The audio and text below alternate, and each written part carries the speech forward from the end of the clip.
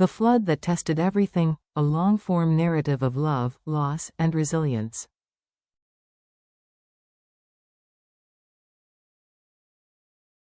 The morning before. The morning sun bathed the small valley in liquid gold, glimmering off the silver roof of the new house that James and Diep had built with so much love and patience.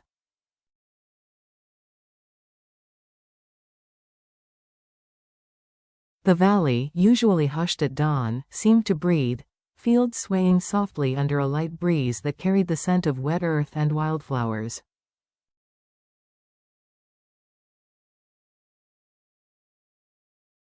It was the kind of morning that made the world feel gentle again. Their house stood modest but proud, a portrait of new beginnings.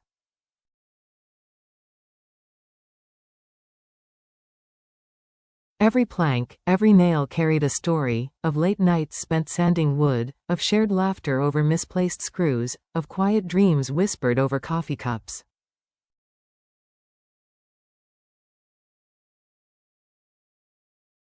It wasn't grand, but it was theirs, a home where laughter could echo without shame, where no landlord's knock could interrupt a meal, where love had finally found a permanent address.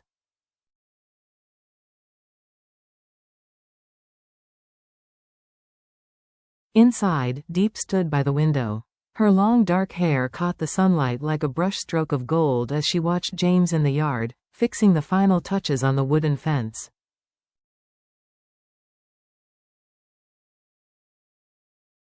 He looked up, caught her gaze, and smiled, that calm, steady smile that had always made her feel anchored.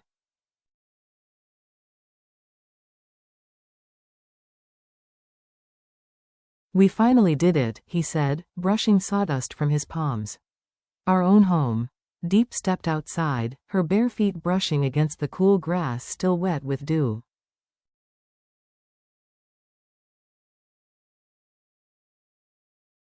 The air was rich with the promise of something unspoiled. "It feels like a new beginning," she murmured.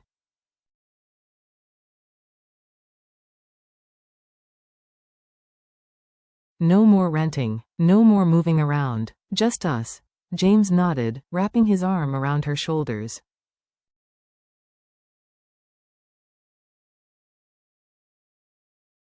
"And I promise," he said, with the quiet conviction of a man who'd learned to keep his word, "I'll make sure this house always stands strong."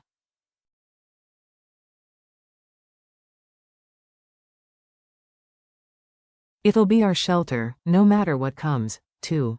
The warning in the wind, but even as he spoke, the air shifted.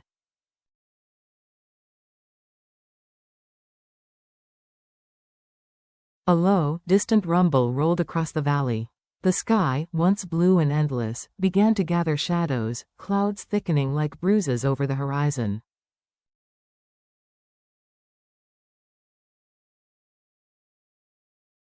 Diep turned to the sky, her smile faltering. "The news said there's a storm coming."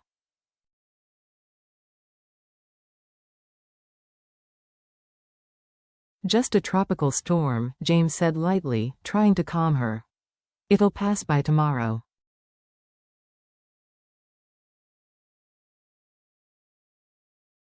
That evening, they ate by candlelight. The radio murmured warnings of a system forming over the sea, storm BUALOI, growing stronger.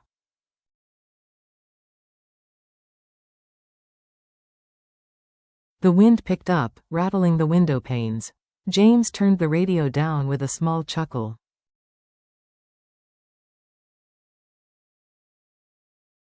They always exaggerate, but Diep wasn't so sure.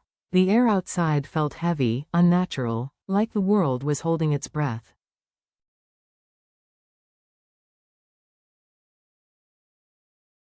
She stepped onto the porch before bed, looking out at a sky sliced by distant lightning.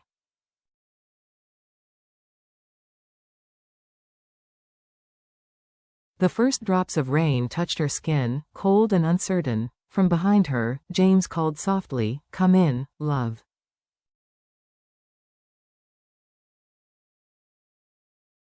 "You'll catch a cold." She turned, leaned into his arms, and rested her head against his chest.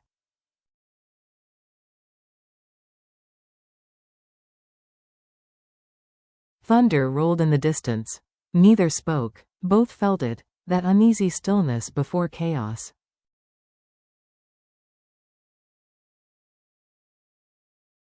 The night breaks. It began quietly. A whisper of rain against the roof, a faint howl through the trees.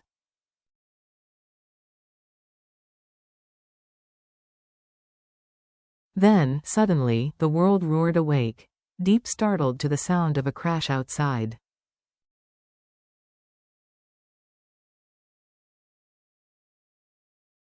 The lights flickered once, twice, then darkness swallowed the room. A flash of lightning illuminated James's face as he rushed to the window.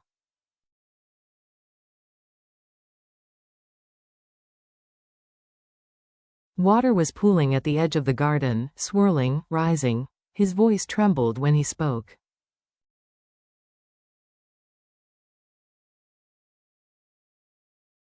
"It's not just a storm anymore," he said.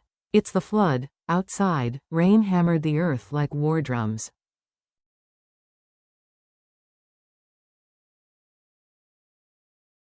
The wind screamed through the cracks of the new house, bending trees until they seemed to beg for mercy.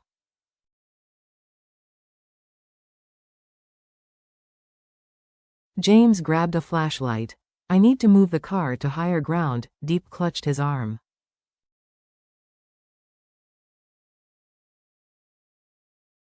"Don't go out there, it's too dangerous. If the car floods, we'll have no way out later," he shouted, his voice nearly drowned by the roar of the rain.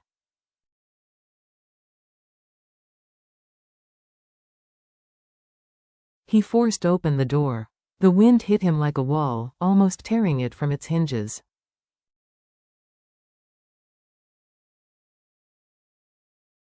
Rain stung his skin like shards of glass. He ran into the chaos, each step sinking deeper into mud as water rushed past his ankles.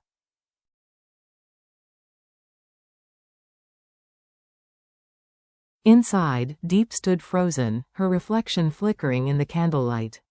The floor was slick with water creeping beneath the door.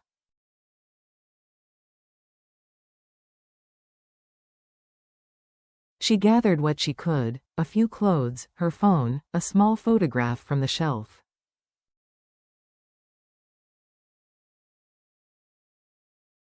It was the one of them standing by the house the day it was finished. She slipped it into a plastic bag, pressed it to her chest, and whispered, "Please."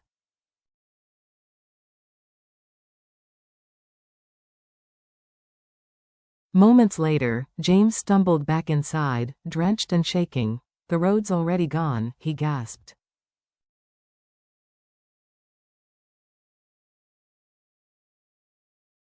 "We can't drive anywhere." He pushed furniture against the doors, desperate, but the water kept coming, relentless, rising faster than they could think.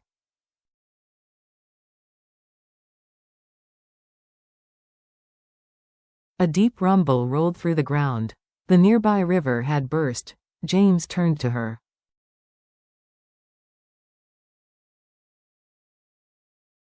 Upstairs. Now, they ran, feet splashing through cold water that reached their knees by the time they reached the staircase.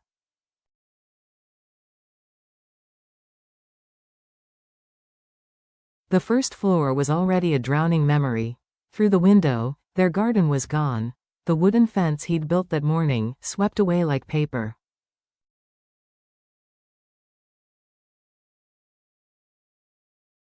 Diep collapsed by the window, tears blurring her vision. Our house, everything we worked for.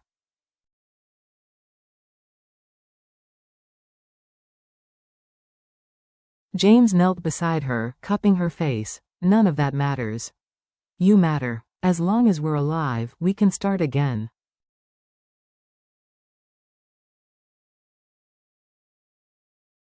But the house groaned, its bones breaking under the pressure. "We have to get to the roof."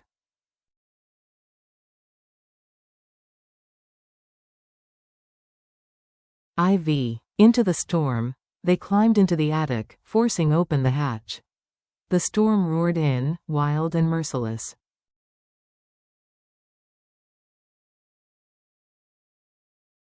Lightning split the sky, revealing the valley. now a vast ocean. James helped Diep onto the roof.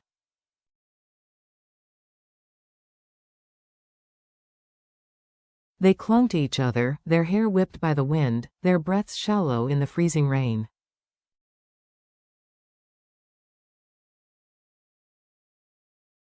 I'm scared, Diep whispered. I know, James said softly, voice almost lost in the storm.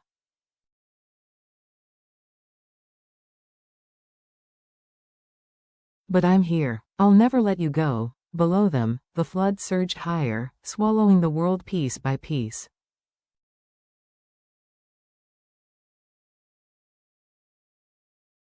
The house shuddered. If it collapses, James shouted, pointing to a dark silhouette, an old tree still standing in the distance, we'll swim for that.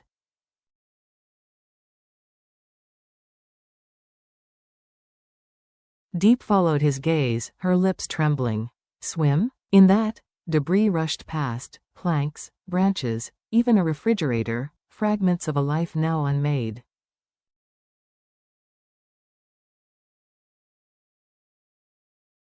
James cupped her face again. I won't let anything happen to you. Do you trust me?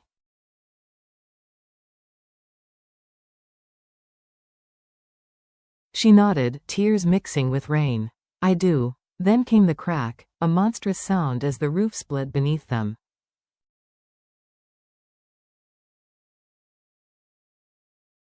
Jump! James yelled. They leapt together, swallowed by black water.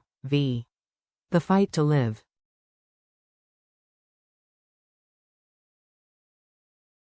The cold was brutal, 1,000 knives against the skin. Diep screamed, her voice vanishing into the storm.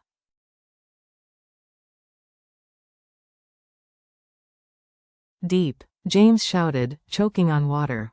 Diep! Lightning flared, and he saw her, clinging to a plank, being dragged downstream.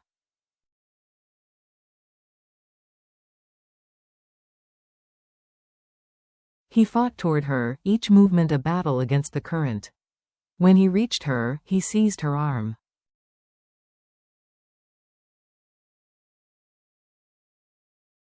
Hold on to me. They drifted together, tossed like leaves in a furious river.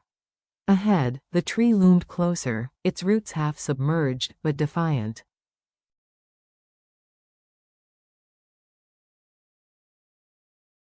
With a final burst of strength, James reached for a low branch, his hand catching it just in time.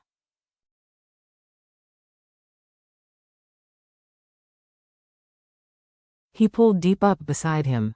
They clung there, trembling, gasping for air. Diep began to cry, quietly, then uncontrollably.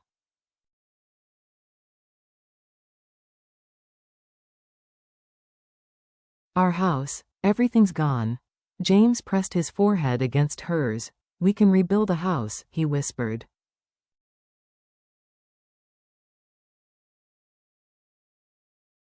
But I can't rebuild you. Lightning lit their faces, mud-streaked, terrified, but alive.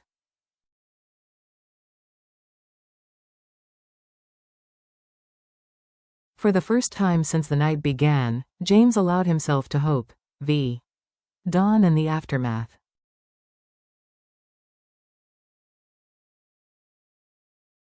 By dawn, the rain softened. The furious wind quieted to a sigh. The storm had spent its rage, leaving the valley in eerie silence.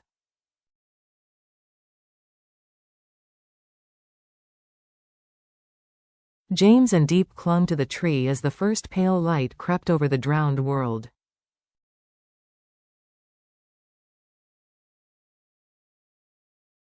We survived, he whispered. Yes, Diep said faintly.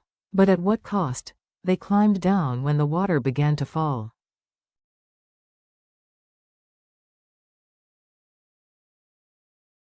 The ground beneath their feet was soft, cold, unfamiliar. The valley was unrecognizable, roofs floated where fields once grew, trees leaned like exhausted sentinels.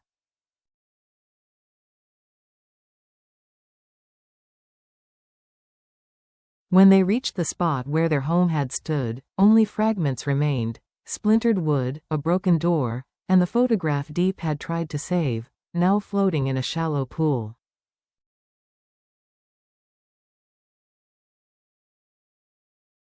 She lifted it, muddy but intact, tears filling her eyes. We lost everything. James looked at her, then at the sunrise breaking through the clouds.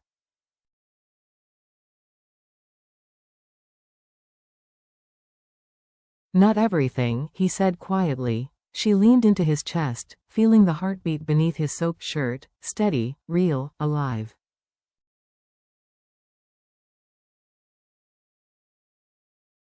Around them, the water began to recede, leaving ruin, and the faint promise of beginning again.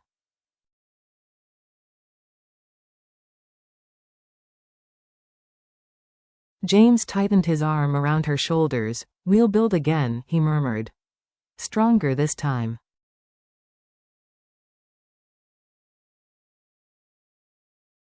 "Together," she said, and in that fragile dawn, surrounded by the wreckage of all they had loved, hope was enough.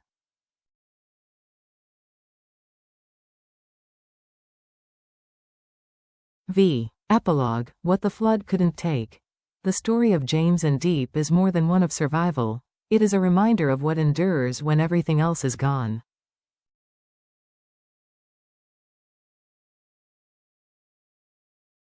Nature can take our homes, our plans, our possessions.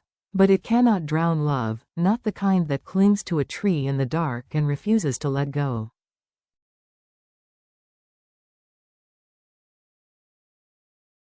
When the storm stripped away their walls, it revealed the foundation that truly mattered: love, courage, and the unyielding will to begin again.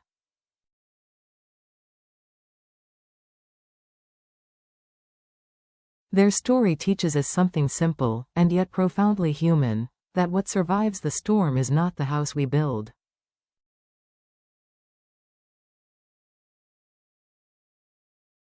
but the heart that dares to rebuild it.